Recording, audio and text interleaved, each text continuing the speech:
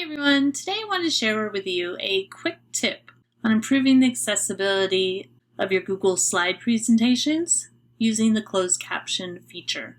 Here's how it works.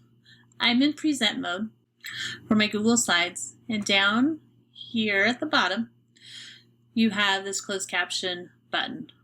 If you click the down arrow, you do have the ability to customize your captions. You can choose where they appear at the top or the bottom of the screen. I usually choose top.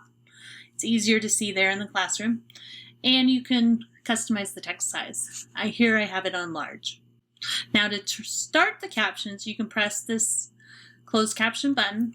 I'm going to use the keyboard shortcut to turn on the captions, and that is Command or Control if you're on a PC, Shift-C, and now it's going to start transcribing and displaying exactly what I say. Now this could be really helpful if you are in a live Google Meet and you are presenting from a Google slide deck. Yes, Google Meets does have the closed caption feature, and that is controllable from the user side.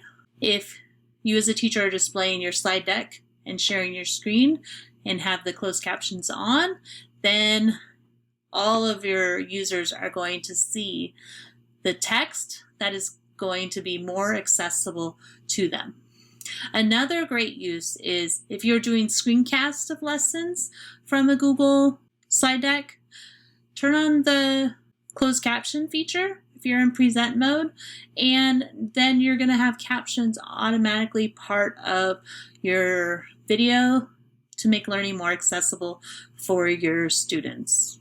Now to turn it off at any time, you can use the same keyboard shortcut or press that CC down at the bottom, Command Shift C, and now it stops capturing those. If you learned something new in this video, give it a thumbs up and consider subscribing for future videos on EdTech and accessibility. Until next time, bye everyone.